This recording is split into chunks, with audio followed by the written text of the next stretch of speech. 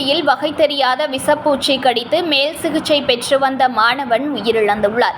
மயிலாடுதுறை அரசு மருத்துவமனையில் மாணவனுக்கு முறையாக சிகிச்சை அளிக்காமல் காலதாமதமாக மேல் சிகிச்சைக்கு அனுப்பியதால் மாணவன் உயிரிழந்ததாக குற்றம் சாட்டி மருத்துவமனையின் அலட்சிய போக்கினை கண்டித்தும் உறவினர்கள் மயிலாடுதுறை அரசு மருத்துவமனை முன்பு சாலை மறியல் போராட்டத்தில் ஈடுபட்டனர்.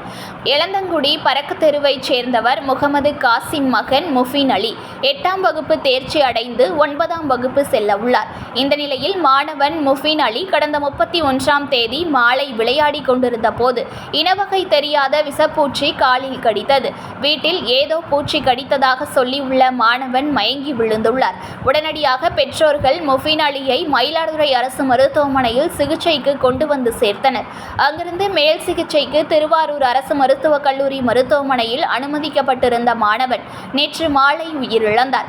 மாணவன் உடல் பிரேத பரிசோதனை செய்யப்பட்ட நிலையில் மயிலாடுதுறை அரசு மருத்துவமனையில் விஷப்பூச்சி கடித்த முஃபினுக்கு முறையாக சிகிச்சை அளிக்காமல் காலதாமதப்படுத்தியதால் உயிரிழந்ததாக குற்றம் சாட்டி மயிலாடுதுறை அரசு மருத்துவமனை நிர்வாகத்தை கண்டித்து உறவினர்கள் மற்றும் பொதுமக்கள் SDPI கட்சியினர், விடுதலை சிறுத்தைகள் கட்சியினர் சாலை மறியல் போராட்டத்தில் ஈடுபட்டனர்.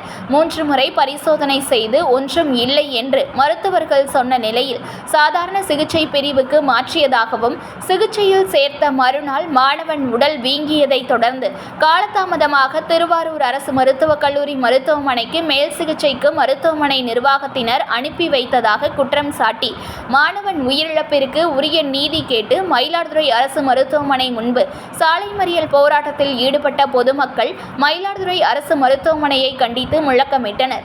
தொடர்ந்து மயிலாடுதுறை கும்பகோணம் பிரதான சாலையில் சாலை மறியலை தொடர்ந்து வருகின்றனர். மயிலாடுதுறை அரசு மருத்துவமனை நிர்வாகத்தால் மாணவன் உயிரிழந்ததாக வேதனை தெரிவித்தனர். 2 மணி நேரத்திற்கு மேலாக சாலை மறியல் போராட்டம் நீடித்து வருவதால் மயிலாடுதுறை நகரில் கடுமையான போக்குவரத்து நெரிசல் ஏற்பட்டுள்ளது. சாலை மறியல் நடக்கும் பகுதியில் போக்குவரத்து மாற்றிவிடப்பட்டுள்ளது.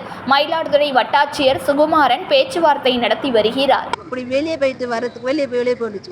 வெளியே போயிட்டு 1/4 மணி நேரத்தில் வரதுக்குள்ள அந்த 2 பாட்டிலையும் பிடுங்கி போட்டுட்டு அந்த 4-5 பெட்டு கிடக்கல பிடுங்கி போட்டுட்டு 4-5 பெட்டு கிடக்கிறதுக்கு பேணும்ல ஒண்ணும்ல உட்கார வச்சிருச்சு. என் பிள்ளை குடிக்கிறான், கண்ணு கொண்டு சொல்லுது. என் பிள்ளை செல்லை பார்ப்பா செல்லு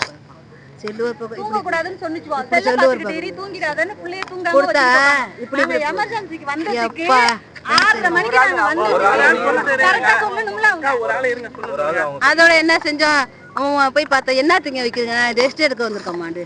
இன்னொரு பையனுக்கு அதே மாதிரி பாம்பு கடிச்சு இருந்துச்சு. அந்த பிள்ளை 4 மணிக்கு வச்செல்லாம் ஊசி போட்டு அந்த பையன் நல்லா தெம்பா உட்காந்துருக்கான். டெஸ்ட் எடுக்கிறதுனா ஒரு டெஸ்ட் எடுக்கல, ஒன்றும் எடுக்கல. இப்படியே உட்காந்துருக்கப்ப பிள்ளை மயங்கி உழுவுறான்.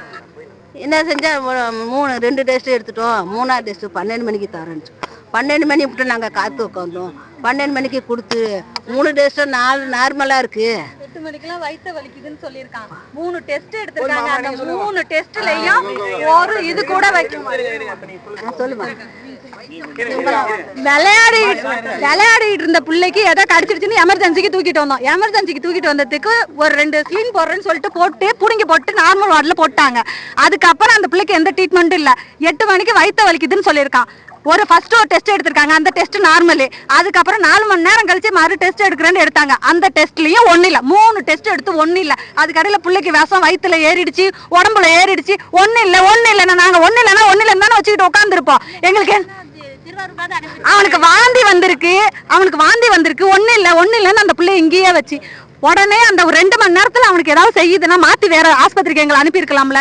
எங்களை இங்கே வெயிட் பண்ண வச்சு அந்த புள்ள உடம்பு ஃபுல்லா விஷம் பரவி அந்த புள்ள சாவுற கண்டிஷன்ல எங்களை திருவாரூருக்கு மாத்திருக்காங்க. காலையில போய் ஒரு நர்ஸிட்ட யார்ட்டையும் புள்ள சொல்லி காலையில எங்களை மாத்தி டாக்டர் போன் அடிச்சு அங்க போய் தான் எங்களுக்கு விஷம் சொல்லி அங்க போயும் வந்து ICUல வச்சுக்கிட்டு அந்த பிள்ளைய நாங்க பார்க்க முடியாம தெருவுல தான் நின்றோம்.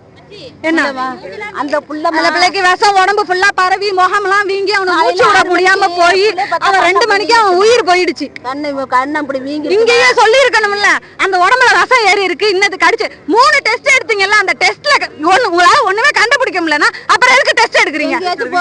டெஸ்ட் எடுக்கிறதுக்கு எதுக்கு? நாங்க 7000 காசு தானே உங்கள்ட்ட தூக்கிட்டு ஓடியாடுறோம். எங்க பிள்ளைய காப்பாத்த வக்கல. அதை நீங்க என்னத்துக்கு வைத்தியம் பண்றீங்க? எதுக்கு வைத்தியம் பண்றீங்க? உங்களால முடியலன்னா எங்களை போன்னு சொல்லிடணும். நாங்க வேற எங்கேயாச்சும் போய் எவன் காலையாவது வந்து வேற ஆஸ்பத்திரியில காட்டி அந்த பிள்ளைய காப்பாத்தி இருப்போம். ஒன்னுத்துக்குமே வழி இல்லாம பண்ணி புள்ள செத்து போச்சு. இன்னைக்கு ஸ்கூல் போறேன்னு சொன்னா சொன்ன புள்ள ஆசாசையா யூனிஃபார்ம் தச்சு வச்சிருக்கான். யூனிஃபார்ம் தச்சு வச்சிருக்கான், இன்னைக்கு போட்டு போறேன்னு. செய்திகளை உடனுக்குடன் தெரிந்து கொள்ள லைக் பண்ணுங்க, ஷேர் பண்ணுங்க, சப்ஸ்கிரைப் பண்ணுங்க, மறக்காம கமெண்ட் பண்ணுங்க.